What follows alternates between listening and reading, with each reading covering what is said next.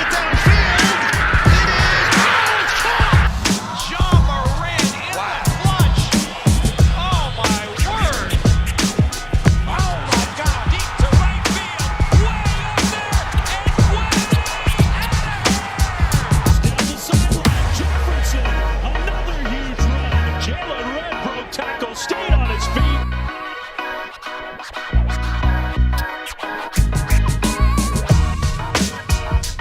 What's happening, everybody? Welcome back to another episode of Blake's Take with yours truly, Blake Neiman, and the NBA Draft, where a highly selective elite group of 60 rising basketball talents are selected in hopes that they can transform and be the next generation of success for their respective franchises. The largest prospect of them all, who has been compared to the likes of Luka Doncic and even the great LeBron James, was the clear favorite, and there was no surprise with him being selected by the Detroit Pistons first overall in the 2021 NBA Draft. Cade Cunningham can be the centerpiece of what can be the great start of a rebuild in Detroit, trying to ultimately get back to where they were in 2004 when they won it all. If anyone in this draft is going to get them there, it is him. At number 2, the Houston Rockets got Jalen Green, who will be able to fill a good piece of that large void in Houston after James Harden's departure for the Brooklyn Nets. He was awesome in the G League, averaging nearly 18 points per game straight out of high school going against grown men. He has had the best chance of anyone other than Cunningham to be a star in this league, and he has the talent to be a future scoring champion with his style of play. At the 3, the Cavs got a great player with lots of potential upside in the 7-foot versatile Evan Mobley. In college, he became the first player in Pac-12 history and only the second in major conference history to win Player of the Year, Defensive Player of the Year, and Freshman of the Year awards in the same season. He can defend, score, stretch it out with the jumper, and much more. He's a great pick and can really help this Cavs team out. And then at number 4 is where this draft really got its first unexpected moment, with the Toronto Raptors selecting Scottie Barnes out of Florida State. It was a surprising move considering the Raptors' lack of long-term success and answer at the point guard position, with Kyle Lowry being uncertain. And Jalen Suggs being on the board, a high-floor, high-ceiling player who has represented one of the most safe picks in the draft and a much cleaner fit on the Raptors as currently constructed. Suggs was supposed to fit right into Kyle Lowry's spot as the starting point guard on this team next season. And then the Raptors were supposed to run it back with a ready-made NBA player who just led Gonzaga to one of the most dominant seasons in the college basketball history, undefeated up until the national championship game. Barnes is a versatile defender who has incredible quickness for a guy of his size.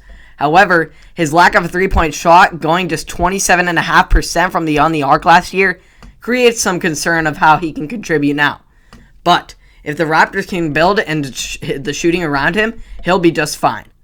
Obviously then, at number 5, the Magic were left with no choice but to pick the best player still available on the board in Jalen Suggs. Incredibly athletic, two-way abilities, incredibly high basketball IQ, with tremendous potential to be an NBA superstar someday. The story of the rest of the draft from there, outside of the top 5, and the top 5, man, they have so much potential. They're going to be great. That top 5 has lots of talent, lots of room to grow as well, and their game is already getting so incredibly developed at such a young age, and there's still so much room to grow, and it's exciting what these players will turn into. They're confident, and they've been ready for this moment for quite some time, and it's excited that they're finally going to get this opportunity. But as I was saying, the story of the rest of this draft was how young, up-and-coming teams would add contributors to their roster to get some more firepower, while championship contenders were looking to add impact now players. One of the most exciting teams in the NBA last season was the young and fiery Charlotte Hornets with LaMelo Ball and Mikal Bridges. It was quite, Miles Bridges. They were quite the exciting highlight reel. House of Highlights basically had them on there every single night. And they were pretty good. They almost made the playoffs as well. They made a playing game, which was incredibly successful, pretty much with how young they were led by. So they were looking to get another piece, and they drafted well last time, picking LaMelo Ball, number 3 overall. So the question was how they were going to follow it up in this year's draft in 2021. Buzz City definitely got a good one. And James Bouknight out of UConn. He can play with the ball, play off the ball, and is a top shelf athlete with tons of athleticism that will fit right in with this culture that has been created in Charlotte. Another exciting team this year was that was led as well by a young star at the forefront in Trae Young, who helped everyone in Atlanta to buy in, no matter how much the odds were stacked against them, managing to eliminate the Eastern Conference 1 seed regular season champion 76ers, advancing to the conference finals where they were the only team all postseason to not even the Brooklyn Nets to win a game on the now NBA champion Milwaukee Bucks home floor. The Hawks had the 20th pick in this year's draft, and they chose Jalen Johnson, who cut his season short at Duke due to prepare for just this moment. Although his college career was cut short of its potential, he was a top 10 high schooler prospect, so he still has lots of upside and talent that is yet to be tapped into. Now to the contenders. We will start with the biggest story in this year's draft and the Golden State Warriors. We didn't know if they were going to trade their 7 and 14 lottery picks or if they were going to try and get some players that could help them out right now, even with their young abilities.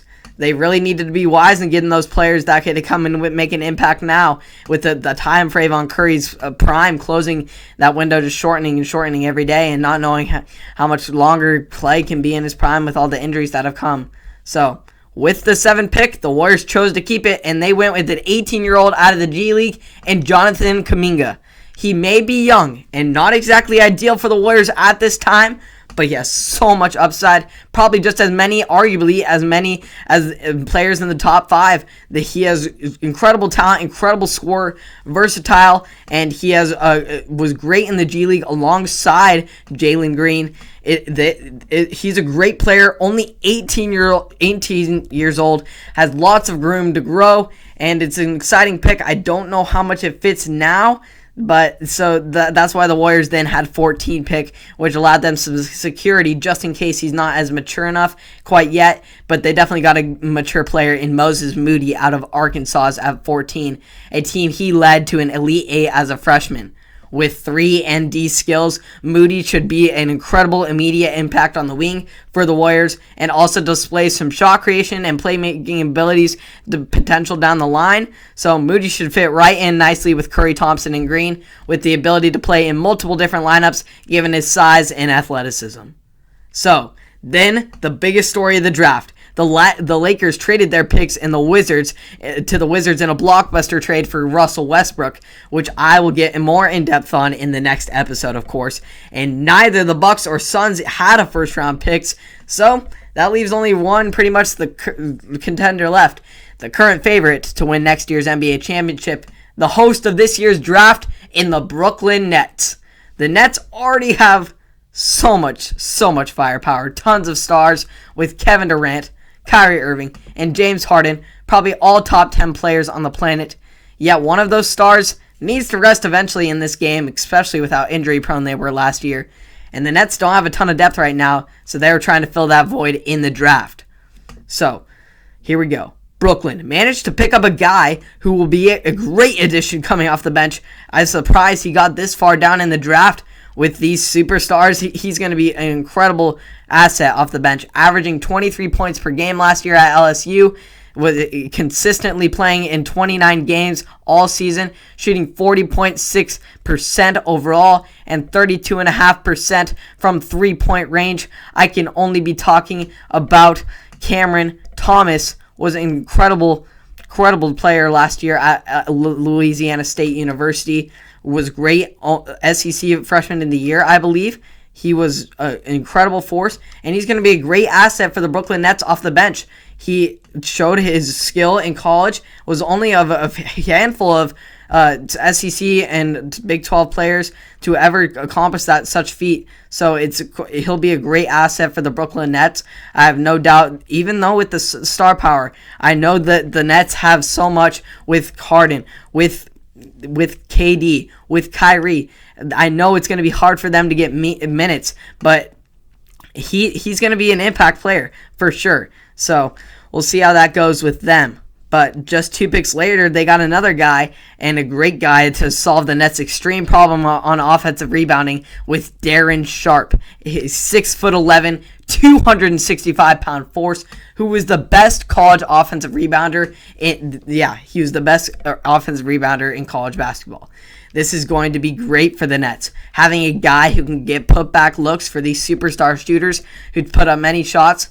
The next generation all around in this draft, top to bottom, is incredibly exciting. Arguably the best since 2003. It is one of the better draft classes I've ever seen in my lifetime. It's going to be exciting what these players make of themselves and the talent and perspective and potential that they have going forward, because it's a huge expectations for especially the players in the top 5, and they are going to definitely try and live up to them. Cade Cunningham said in his post-draft interview that he sets all the expectations for himself, and he wants to achieve just the goals that he is being compared to Luka Doncic and LeBron James, and he's taking it on full head of steam and is ready to get to work in Detroit. It's going to be exciting for how these players turn in. I'm excited to what these skills they show out in their first year and who will be the rookie of the year. It's going to be an exciting draft class who I'm looking forward to